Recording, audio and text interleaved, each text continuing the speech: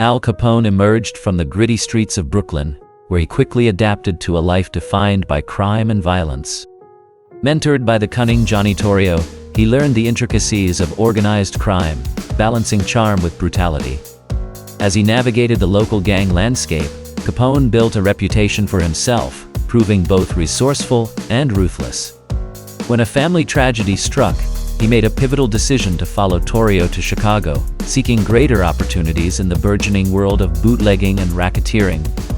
This choice would set him on a path to becoming one of America's most infamous gangsters.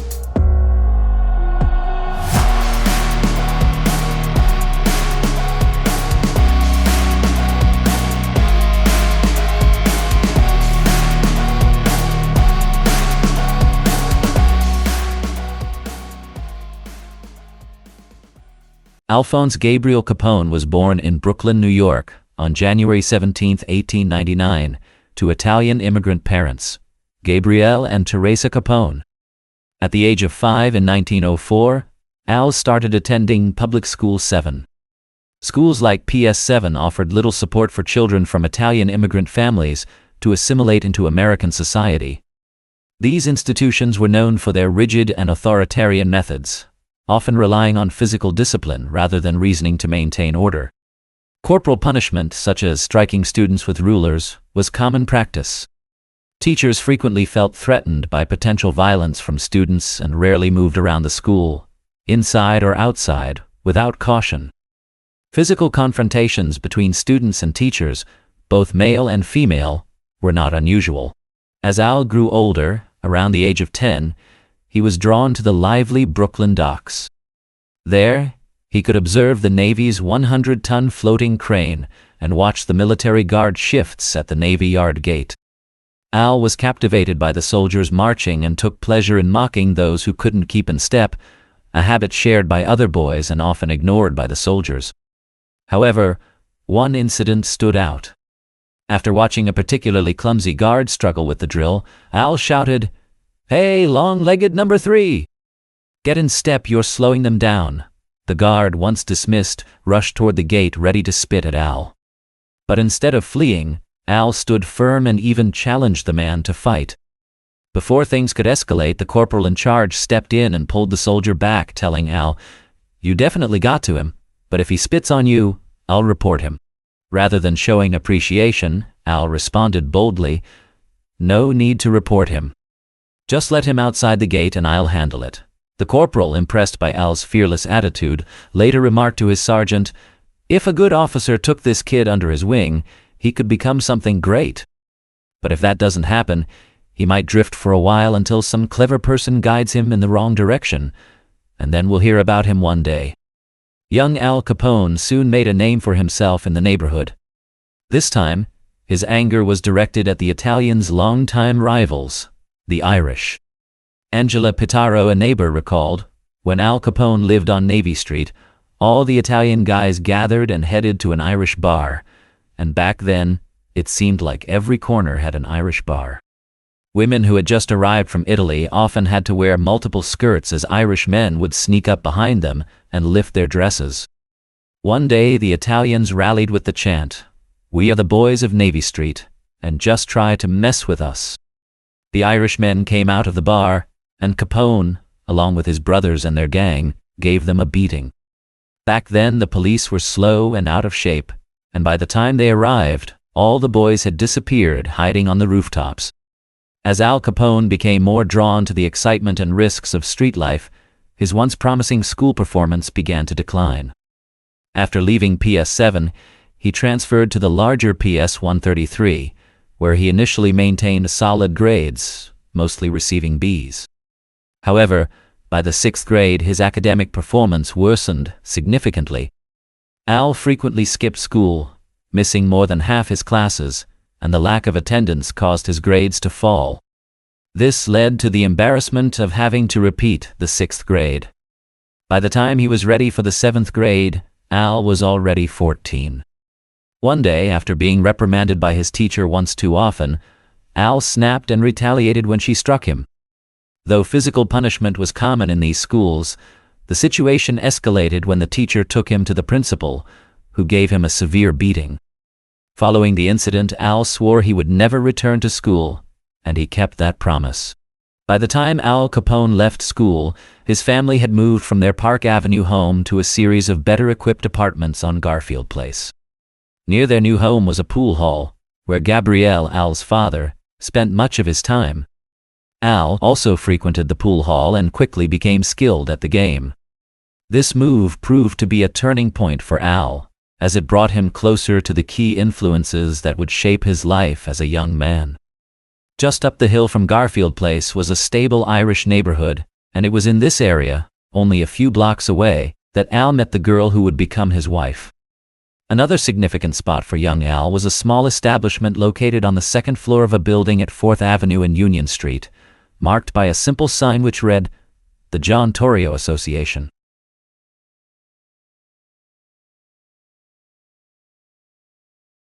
Everyone in the neighborhood was familiar with Johnny Toro. He was a small, reserved, and meticulous man, often described as generous, especially toward young boys who would run errands for him. To most locals, Toro seemed to be a relatively successful numbers operator, quietly managing his part of the Italian lottery. While it wouldn't have shocked them to learn that this well-dressed man also oversaw several local brothels, they would have been amazed to find out that Johnny was, more than anyone else, the architect of modern organized crime. As crime historian Herbert Asbury once noted, as a coordinator and strategist of criminal enterprises, Johnny Toro was unmatched in the history of American crime. He was perhaps the closest thing to a true mastermind that the country has ever seen. Toro often positioned himself in front of the building, on the lookout for young recruits. He would pay boys up to $5 to run simple errands, and those he deemed trustworthy were given more sensitive and challenging tasks, such as deliveries and payoffs. Eventually he met the outgoing Capone boy who lived nearby, and this marked the beginning of a significant mentorship for Al Capone. Toro became his Fagin, introducing him to the expansive and glamorous world of organized crime beyond Brooklyn. To gain Toro's trust, Capone had to pass a straightforward test. Toro asked him to come by his headquarters at a specific time. When Al arrived, Toro was intentionally absent but had left a tempting amount of money within easy reach. Many boys who were tested in this manner took the money, and that was the last they ever heard from Johnny Toro. However, Al left the money untouched, which earned him Toro's trust. From that moment on, the two formed a partnership that would last more than 20 years. Toro had connections in Manhattan, particularly with the notorious 5 Points gang, a long-standing force in the city's criminal scene. With over 1,000 young Italian members, the gang was available for hire to handle disruptive tasks for anyone willing to pay, such as breaking strikes or enforcing voter influence in elections. Their leader, Paolo Antonini Vecchiarelli, a former boxer, adopted the Irish-sounding name Paul Kelly to sidestep anti-Italian bias and boost his status in the underworld. As Kelly's influence faded, he retreated to Harlem, focusing on organizing local Sicilian workers. In the power vacuum left behind, Toro and other racketeers emerged, preferring cooperation over conflict as a path to wealth and power. Toro led the James Street Gang, a faction of Kelly's group, but rarely relied on Kelly's aggressive methods. Known for his peacemaking nature, Toro operated without bodyguards, weapons, or threats, approaching his operations with the mindset and demeanor of a businessman rather than a gang leader. Capone spent his youth navigating the streets of Brooklyn, where he filled his days running errands for Toro. Despite his influence, Toro was unfailingly calm, grateful, disciplined, and notably unaffected by the power he held. From Toro, Al Capone learned the significance of presenting a respectable public image, effectively separating his criminal career from his personal life. He believed that maintaining a peaceful and conventional home life somehow justified or legitimized his involvement in organized crime.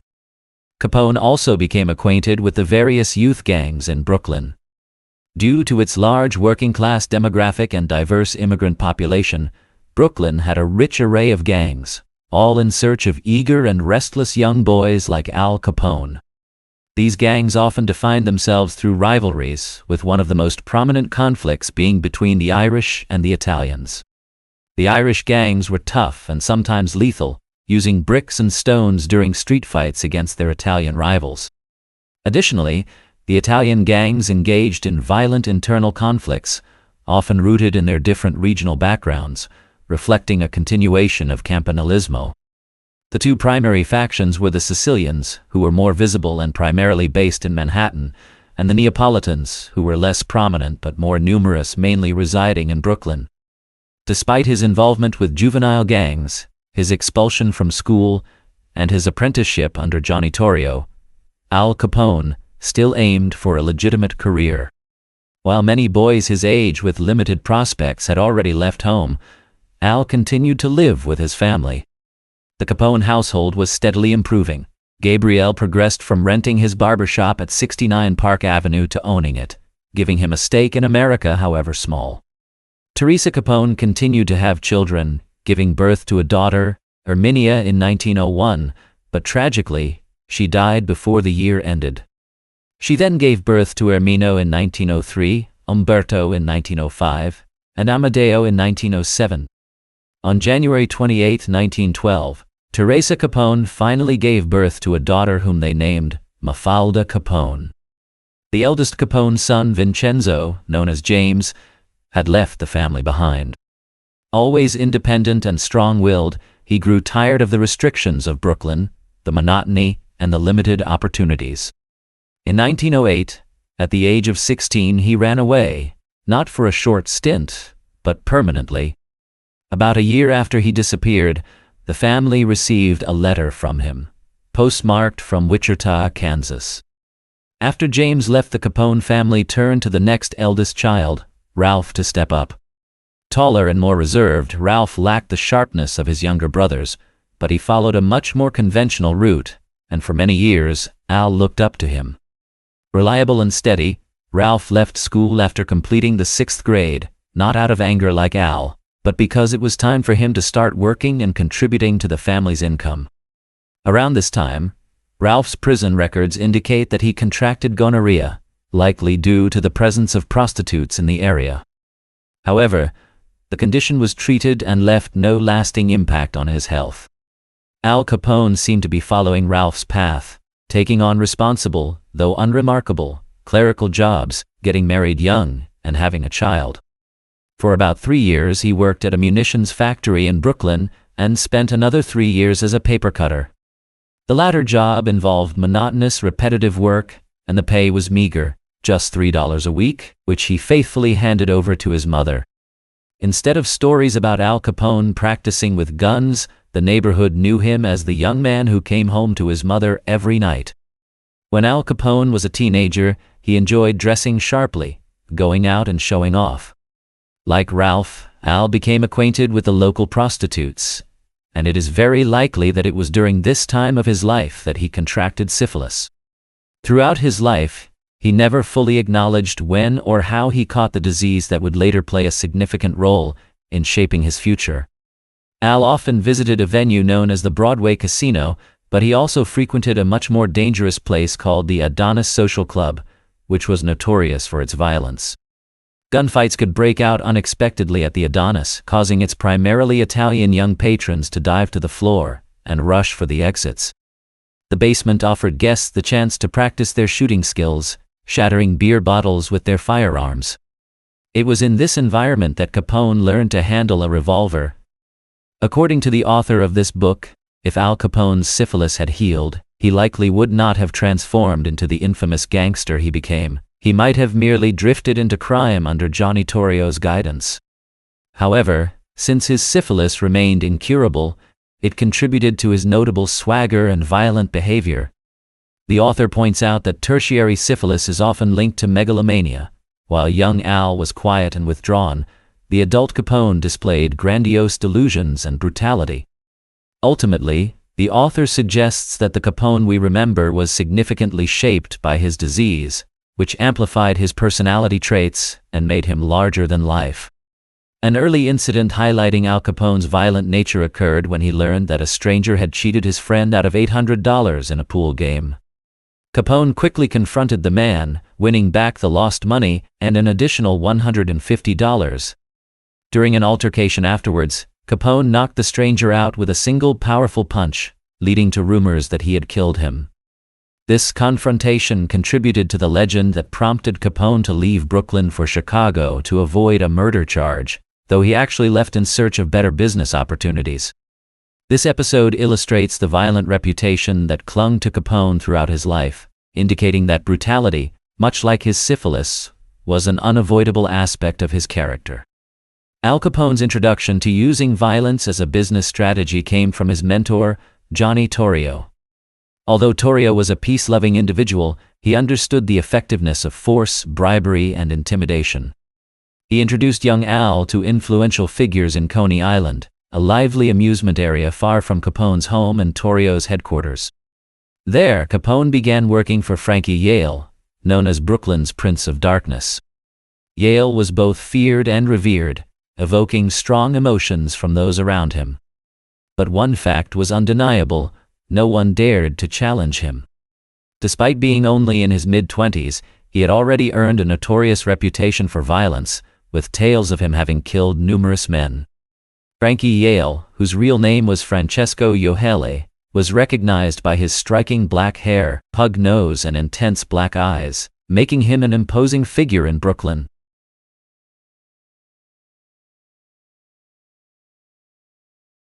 Frankie Yale, viewing himself as an entrepreneur, established the Harvard Inn, a bar and dance hall near the Atlantic Ocean in 1916. The inn was modeled after the popular College Inn, and Al Capone quickly developed a rapport with Yale, becoming a familiar face there. He worked various jobs, from washing dishes to serving customers. His friendly demeanor made him well-liked, while patrons respected Frankie but enjoyed Al's jovial service. One night, after a year at the Harvard Inn, Capone noticed an attractive Italian girl at a table he was serving. In a moment of impulsiveness, he loudly complimented her appearance, which angered her brother, Frank Galluccio, who was drunk. Galluccio confronted Capone, resulting in a violent altercation where he pulled out a knife. Despite being sliced multiple times in the cheek and neck, Capone fought back, causing Galluccio to flee. The injuries left Capone with noticeable scars, but healed cleanly. Driven by a desire for revenge, Capone sought out Galluccio, leveraging Frankie Yale's name for intimidation. In turn, Frank Galluccio sought help from small-time hood Albert Altieri, who escalated the situation to Salvatore Lucania, known as Charles Lucky Luciano. Luciano was a rising figure in Manhattan's underworld who would later rival Capone's influence, while leading a vast racketeering empire. After hearing about the knife fight, Lucky Luciano sided with Frank Galluccio, believing that Capone had crossed a line by insulting Galluccio's sister. To resolve the conflict, Luciano organized a sit-down at the Harvard Inn, bringing together all parties involved: Luciano, Frank Galluccio, Frankie Yale, and Al Capone. Meeting after hours, the group discussed the incident and reached a decision. Capone would have to apologize to Frank Galluccio, and that would settle the matter. They warned Capone that any attempt at revenge would result in his death. Although Capone was unhappy with the outcome, he had no choice but to comply. Luciano was already an influential figure, while Capone was just an unknown waiter at the time. The knife fight and its resolution served as a valuable lesson for Capone. He witnessed how powerful racketeers could intervene to mediate conflicts and maintain order, teaching him the importance of restraint. Although he gained considerable power later, Capone never tried to settle the score with Frank Galluccio, who remained a minor Brooklyn thug. Instead, he put Frank Galluccio on his payroll as a $100 a week errand runner, opting for practicality over revenge. Capone's next violent act became a turning point in his criminal career. Frankie Yale, frustrated with Tony Perrotta for disrupting a dice game and owing him $1,500, asked Capone to collect the debt. Perrotta, an illegal immigrant, was an easy target since any harm to him would likely go unnoticed by the police. When Capone confronted Perrotta, the man refused to pay, citing their long-standing acquaintance. As tensions escalated, Capone impulsively shot and killed him. Though initially displeased, Yale ultimately admired Capone's ruthlessness. This moment cemented their bond, with Frankie Yale ironically embracing the man who would one day kill him as well. By the time Al Capone was nearly 19, he still lived with his parents on Garfield Place, though he was already navigating adult relationships. Among the many women he met at Coney Island, he developed a strong attachment to a girl from his neighborhood named Domenica, also known as Susie. Despite her young age of 13, Susie had earned a reputation for being bold and adventurous, and she quickly became fond of Al Capone. The two were frequently seen together, and it seemed inevitable that their relationship would lead to marriage and children. However, when formal talks began with Susie's family, the arrangement fell apart. Her parents disapproved of the match, believing she was too young and viewing Al as an unsuitable husband because of his ties to crime. Their relationship ended, and Susie later married another young Italian with similar underworld connections. Following this disappointment and the disapproval of his neighbors, Al began searching beyond his community for a new partner. He spent time at a social club on Carroll Street, where Italians and Irish gathered. There he met Mary May Coughlin, a slender and charming saleswoman.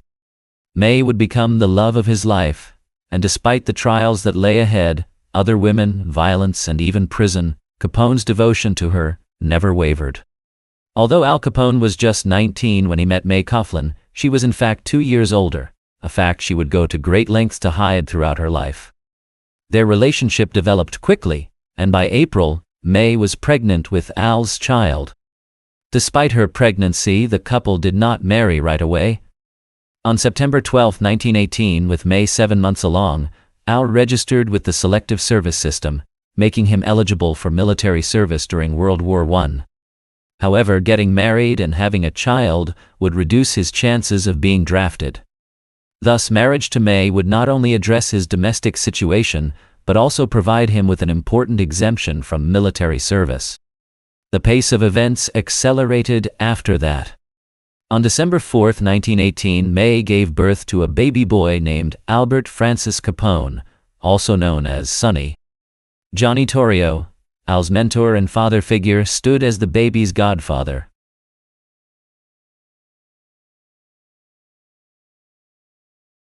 Capone had become a father before becoming a husband, with the couple correcting their legal status by applying for marriage with false age details. They wed on December 30th, mere weeks after their son, Sonny's birth. With a family to provide for, Capone appeared to be turning over a new leaf, moving away from his gangster past towards a more reputable career. He left his job with Frankie Yale, and made the strategic decision to leave Brooklyn, seeking to distance himself and his family from the criminal elements that had once surrounded him.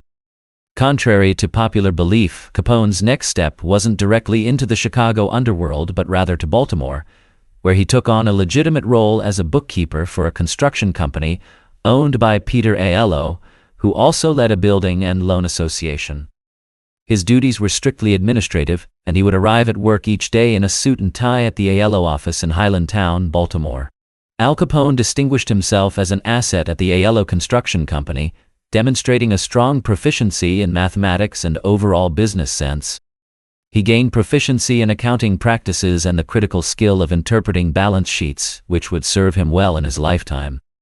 According to Mike Aiello, son of Peter Aiello, it was clear that Capone was a commendable worker and held in high regard by his father.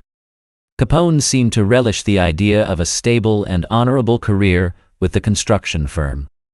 While Capone was establishing a stable life for himself with a family and a credible job, his father's health was on the decline. Gabriella Capone's routine, which included daily visits to the barbershop, came to a halt as he transitioned into retirement, with his children growing up and moving out of the house. Unfortunately, on November 14, 1920, Gabriel Capone, while at his regular pool room across from his home at 20 Garfield Place, unexpectedly fell and passed away from a heart attack at the age of 55. The passing of Gabriel signaled the conclusion of Al Capone's brief stint in legitimacy. He reignited his ties with Johnny Toro, who had subtly but significantly expanded his criminal operations in the intervening years. Toro, having left the fiercely competitive Brooklyn streets, had moved to the relatively untapped potential of Chicago, where he served under the influential crime boss Big Jim Colosimo. The city offered rich pickings in gambling, prostitution, and especially with the onset of Prohibition, a lucrative new market in bootleg alcohol. Toro convinced Capone that the financial gains from working in Chicago's criminal underworld far outweighed anything he could earn in any legal profession.